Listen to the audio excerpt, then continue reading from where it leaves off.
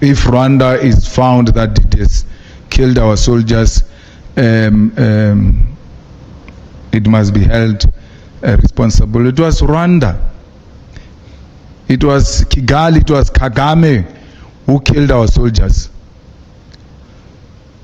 The support he gave to M23, and that M23 acting in a disrespectful manner they did to the South African soldiers, they knew they've got a backing of Rwanda. But now, why do you want to treat Rwanda like it's a friend, like it's progressive?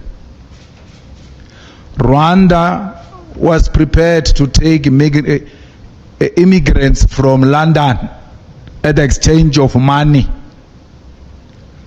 They are the ones who are working with imperialist forces to want to undermine DRC.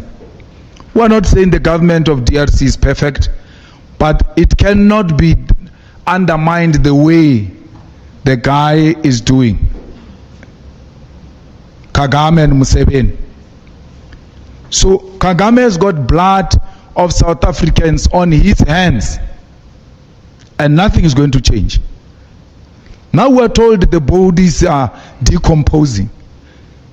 There's no clear passage to can go and collect the bodies.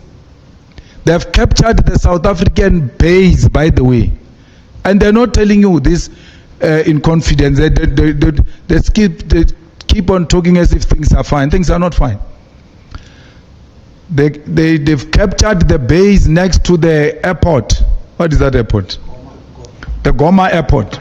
Our base is captured there. Our soldiers are under the supervision of M23. When they want to go to a toilet, they ask for permission from M23 and they accompany them to a toilet.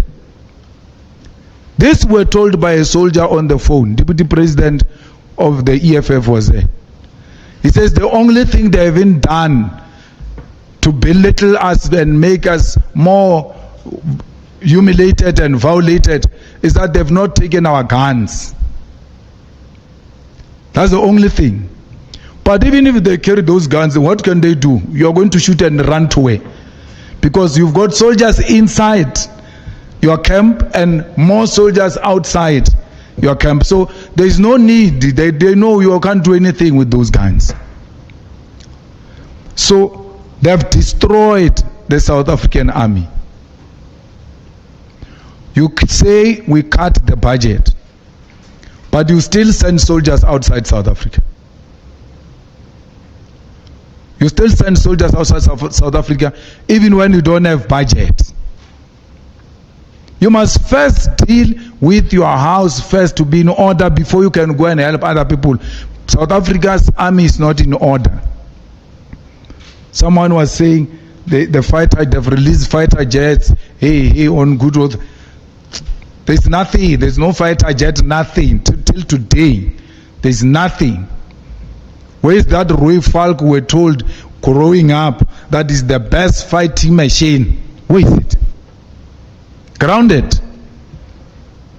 And then because this failure is done by favorites of the establishment, they are not exposing their failures. If it was a different government, for sure the pictures of those soldiers of South Africa who are captured were going to be circulating now. The reason why we no longer see those videos of South Africans, they took phones away from them. They no longer have phones. So there is a big problem. We have no capacity. That's why I'm not saying let's go and attack. I'm saying withdraw. Let's regroup. Let's regroup and retrain. And if Rwanda has got anything to do with this, let's go for them. Because we're not going to have Rwanda dictating to us. And Kagame speaking to Cyril the way he was doing. We know Cyril is weak, but he remains the president of our country. The way he was addressing Cyril, he was addressing us. He can't address us like that. He can't kill our people and not be challenged on that. And SADC agrees. that the Rwandan army had something to do with what is happening there. Who is the commander-in-chief of the Rwandan armed forces is Kagame. We are not saying DRC is in a good hands and therefore it's just being provoked. By how DRC has dealt with issues in Eastern DRC is something that needs to be resolved if we're to have a permanent resolution into that crisis. But to undermine colonial borders because you think you've got a backing of France and all imperialist forces to an extent of challenging the biggest army, South Africa, they've undermined us to the extreme. And South Africa, at some point, it might not be today because we are not in a rightful position to do so. Let the soldiers come back. Let our brothers and sisters come back. Let's give them a dignified funeral. And as part of a mourning nation, that demonstration by army at the opening of parliament was not supposed to come. They were not supposed to have that parade on Thursday during the State of the Nation address. You are going to parade what, man? Again, parading is to show us how capable you are. You are exposed. They're going to be intimidating us there with 21 gun salute as if they can use it anywhere else. It can only be used there during rehearsals. So if I was in the army, I would suggest if in parliament we don't go, we must be ashamed.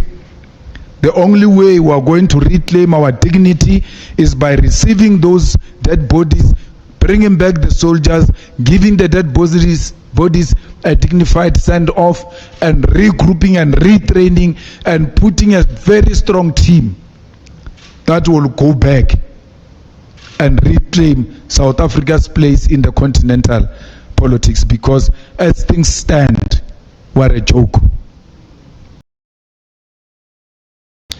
The EFF remains firm in its stance that the deployment of South African National Defence Force to Democratic Republic of Congo is reckless and unjustifiable.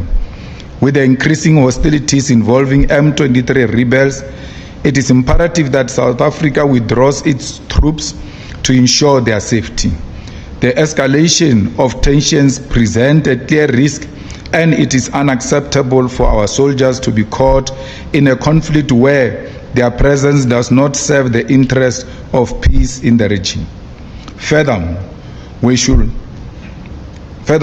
should it be established that Rwanda deliberately targeted South African forces, then President Cyril Ramaphosa must act decisively.